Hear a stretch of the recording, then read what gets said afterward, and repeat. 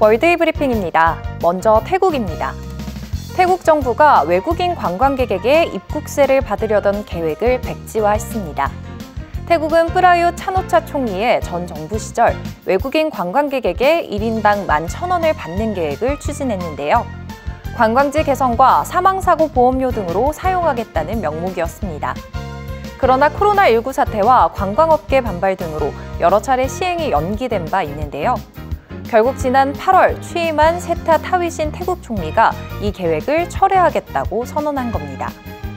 입국비를 받지 않는 게 장기적으로 경제를 더 활성화시킬 수 있다는 이유였는데요. 태국에서 관광은 GDP의 20%를 차지하는 핵심 산업입니다. 2019년 연간 4천만 명이었던 외국인 입국자는 코로나 사태에 2021년 43만 명으로 급감한 뒤 지난해 2,800만 명으로 회복됐습니다. 미국입니다. 미국 바이든 정부가 쿠바 기업가들이 미국 온라인 결제 시스템을 이용할 수 있도록 허용하는 등 쿠바의 민간 기업 지원을 확대하기로 했습니다. 지난달 28일 미국 재무부는 이른바 쿠바 자산 통제 규정을 발표했는데요. 쿠바 기업가들은 1950년대 혁명 이후 처음으로 미국에서 은행 계좌를 개설하고 쿠바에서 계좌에 접근할 수 있게 됐습니다.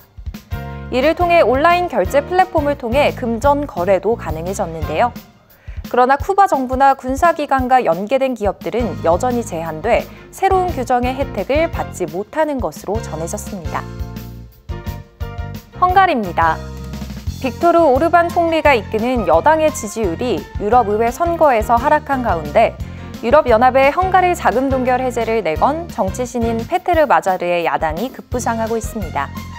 여당인 피데스당은 이번 선거에서 44%의 지지로 일당을 유지했지만 2019년 52%에 비해 현격히 낮은 득표율을 얻었는데요. 경제 위기가 갈수록 심각해지면서 피데스당의 권위가 여지없이 흔들리는 모습입니다. 이런 상황에서 지난 2월 페테르 마자르가 창당한 존경과 자유당이 무려 30%의 표를 얻으며 제1야당으로 부상했는데요. 동결된 헝가리에 대한 유럽연합 기금을 가져오는데 우선 집중할 것이라는 공약이 경제난 때문에 더 많은 지지를 이끌어냈다는 분석입니다. 스페인입니다.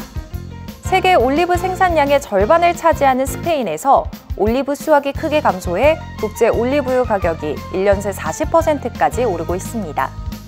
스페인 농업부에 따르면 폭염과 가뭄이 맞물려 올리브 가격이 급등세를 보이고 있는데요. 2019년 엑스트라 버진 올리브 오일의 경우 100kg당 227.53유로에 판매됐지만 2024년엔 784.70유로로 3배 넘게 가격이 올랐습니다.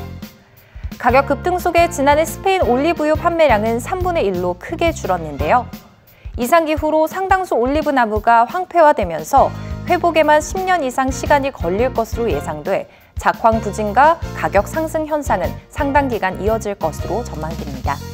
지금까지 월드이 브리핑이었습니다.